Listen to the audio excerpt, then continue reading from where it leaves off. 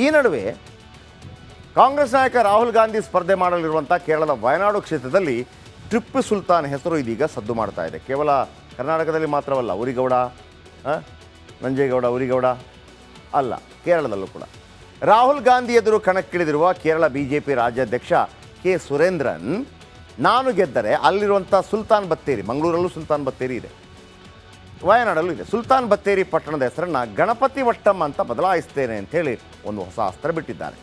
ಇದೇ ನನ್ನ ಮೊದಲ ಆದ್ಯತೆ ಅಂತ ಕೂಡ ಹೇಳಿದ್ದಾರೆ. ಏನಿದು ಸುಲ್ತಾನ್ ಬತ್ತೇರಿ, ಏನು ಗಣಪತಿ ವಟ್ಟಂ? ಈ ಸುಲ್ತಾನ್ ಬತ್ತೇರಿಯ ಮೂಲ ಹೆಸರು ಏನು ಗೊತ್ತಾ?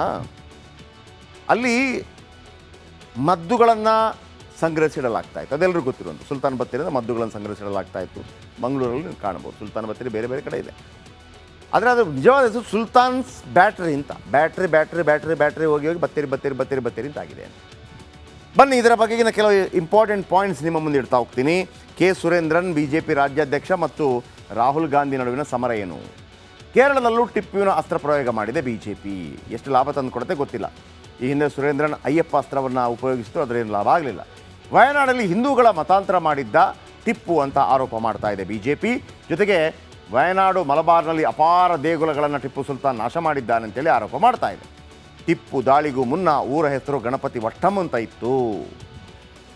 ಊರನ್ನು ಸುಲ್ತಾನ್ ಬತ್ತೇರಿ ಅಂತ ಟಿಪ್ಪು ಸುಲ್ತಾನ್ ಬದಲಾಯಿಸಿದ್ದಾರೆ ಅಂಥೇಳಿ ಆರೋಪ ಮಾಡ್ತಾ ಇದೆ ಬಿಜೆಪಿ. ಕಾಂಗ್ರೆಸ್ ಮತ್ತು ಎಲ್ ಡಿ ಎಫ್ ಅಂತಂದರೆ ಅಲ್ಲಿ ಕಾಂಗ್ರೆಸ್ ಅಂತಿಲ್ಲ ಕೇರಳದಲ್ಲಿ, UDF, Indian union Muslim league ಜೊತೆ ಸೇರಿ ಇಲ್ಲಿ UDF ಮತ್ತು LDF, ಯುನೈಟೆಡ್ ಡೆಮೊಕ್ರೆಟಿಕ್ ಫ್ರಂಟ್ ಮತ್ತು ಲೆಫ್ಟ್ ಡೆಮೊಕ್ರೆಟಿಕ್ ಫ್ರಂಟ್, ಅವರೆಲ್ಲ ಕಾಂಗ್ರೆಸ್ ಮತ್ತು LDF ಟಿಪ್ಪು ಸುಲ್ತಾನ್ ಜೊತೆಯಲ್ಲಿದೆ. ವಿಜಯನಗರ ಕಾಲದಲ್ಲಿ ಗಣೇಶನ ದೇವಾಲಯ ನಿರ್ಮಾಣವಾಗಿತ್ತು ಅಲ್ಲಿ. ಅದೇ ಕಾರಣಕ್ಕೆ ಊರಿಗೆ ಗಣಪತಿ ವಟ್ಟಂ ಅಂತ ಹೆಸರಿದೆ. ಹೀಗಾಗಿ ತಾನೇನಾದರೂ ಗೆದ್ದರೆ 1700ರಲ್ಲಿ ಮಲಬಾರ್ ಪ್ರದೇಶದಲ್ಲಿ ಟಿಪ್ಪುವಿನ ಆಕ್ರಮಣ ಆಗಿದೆ, ಅದರಲ್ಲಿ ಎರಡು ಮಾತಿಲ್ಲ. ಆ ಸಂದರ್ಭದಲ್ಲಿ ಅಲ್ಲಿ ಗಣಪತಿ ವಟ್ಟಂ ಹೆಸರನ್ನು ಸುಲ್ತಾನ್ ಬತ್ತೇರಿ ಅಂತ ಬದಲಾಯಿಸಿದ್ದಾರೆ ಟಿಪ್ಪು ಅಂಥೇಳಿ ಆರೋಪ ಮಾಡ್ತಾ ಇದೆ ಬಿಜೆಪಿ. ಹೀಗೆ ವಾದ ಮಾಡ್ತಾ ಇದ್ದಾರೆ ಬಿಜೆಪಿಯ ಕೆ ಸುರೇಂದ್ರನ್, ಅಲ್ಲಿಯ ರಾಜ್ಯಾಧ್ಯಕ್ಷರು. ಇನ್ನು ನಾನು ಹೇಳಿದ್ನಲ್ಲ, ಯುದ್ಧ ಸಾಮಗ್ರಿಗಳನ್ನು ಗಣಪತಿ ವಟ್ಟಂನಲ್ಲಿ ಟಿಪ್ಪು ಇಡ್ತಾ ಇದ್ದಂತೆ. ಬ್ರಿಟಿಷರು ಊರಿಗೆ ಸುಲ್ತಾನ್ನ ಬ್ಯಾಟ್ರಿ ಅಂತ ಕರೆದ್ರು. ಅಲ್ಲಿ ಮದ್ದುಗುಂಡುಗಳೇನೋ ಕಾಲ ಸುಲ್ತಾನ್ನ ಬ್ಯಾಟ್ರಿ. ಸೊ ಹಾಗಾಗಿ ಸುಲ್ತಾನ್ ಬತ್ತೇರಿ ಅಂತಂದರೆ ಅದು ಸುಲ್ತಾನ್ನ ಬ್ಯಾಟ್ರಿ ಅಂಥೇಳಿ ಈಗ ಬರ್ತಾ ಇರುವಂಥ ಮಾಹಿತಿ. ಏನಿವೆ, ಈಗ ಟಿಪ್ಪು ಸುಲ್ತಾನ್ ಕೇವಲ ಕರ್ನಾಟಕದಲ್ಲಿ ಮಾತ್ರವಲ್ಲ, ಉರಿಗೌಡ, ನಂಜೇಗೌಡ ಅಲ್ಲೂ ಬರ್ತಾರೆ, ಗೊತ್ತಿಲ್ಲ. ಕಾದ್ ನೋಡೋಣ ಏನು ರಿಸಲ್ಟ್ ಬರುತ್ತೆ. ನಮಸ್ಕಾರ, ಕರ್ನಾಟಕ ಪ್ರೈಮ್ ಟೈಮ್ಗೆ ಸ್ವಾಗತ. ನಾನು ಜಯಪ್ರಕಾಶ್ ಶೆಟ್ಟಿ. ಇಡೀ ಕರ್ನಾಡು ಇವತ್ತು ರೆಬೆಲ್ ಆಗಿ ನಿಂತಿದೆ.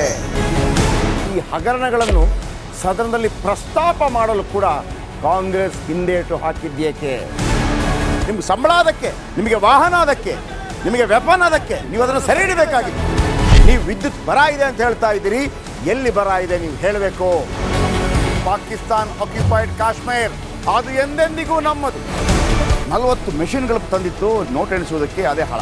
ಇಷ್ಟು ಮಥುರಾದ ಗಲಾಟೆ ಇದೆಯಲ್ಲ, ಅದು ಸ್ಥಳೀಯವಾಗಿ ಕೂತು ಪರಿಹರಿಸಬಹುದಾದಂಥ ಕಾನೂನಿದೆ. ಗ್ಯಾರಂಟಿ ಯೋಜನೆಯಿಂದ ನಷ್ಟ ಆಗಿದೆ, ಲಾಭ ಆಗಿದೆ, ದಯವಿಟ್ಟು ಹೇಳಿ. Dawood Ibrahim most wanted criminal ಯಾವಾಗಾದ ಅಂದರೆ ಇಲ್ಲಿ ತನಕ ಭಾರತ ದೇಶದಲ್ಲಿ ಓರ್ವ ದಲಿತ ಪ್ರಧಾನಿಯಾದಂಥ ಇತಿಹಾಸವೇ ಇಲ್ಲ. ರಿಪಬ್ಲಿಕ್ ವರ್ಲ್ಡ್ ಆಪ್ ಇದು ಕೇವಲ ಅಪ್ಲಿಕೇಶನ್ ಅಲ್ಲ, ಸಮಗ್ರ ಸುದ್ದಿಗಳ ಸಂಪರ್ಕ ಮಾರ್ಗಕ್ಕೆ ಕ್ರಾಂತಿಕಾರಿ ಬದಲಾವಣೆ. ರಿಪಬ್ಲಿಕ್ ವರ್ಲ್ಡ್ ಆಪ್ ಕೇವಲ ಸುದ್ದಿ ಅಪ್ಲಿಕೇಶನ್ ಅನ್ನ ಪರಿಚಯ ಮಾಡ್ತಾ ಇಲ್ಲ, ಬದಲಾಗಿ ಡಿಜಿಟಲ್ ಸುದ್ದಿ ಬಳಕೆಯ ಹೊಸ ಯುಗಕ್ಕೆ ನಾಂದಿ ಹಾಡ್ತಾ ಇದೆ. ಇದೊಂದು ಬ್ರೇಕಿಂಗ್ ನ್ಯೂಸ್, ಪ್ರಭಾವಶಾಲಿ ಕಾರ್ಯಕ್ರಮಗಳಿಗೆ ಗಟ್ಟಿಯಾದ ವೇದಿಕೆ. ರಿಪಬ್ಲಿಕ್ ವರ್ಲ್ಡ್ ಅಪ್ಲಿಕೇಶನ್ ಈಗ ಲೈವ್ ಆಗಿದೆ. ಗೂಗಲ್ ಪ್ಲೇ ಸ್ಟೋರ್ ಮತ್ತು ಆಪಲ್ ಆಪ್ ಸ್ಟೋರ್ ಎರಡರಲ್ಲೂ ಲಭ್ಯವಿದೆ. ಈಗಲೇ ಡೌನ್ಲೋಡ್ ಮಾಡಿ.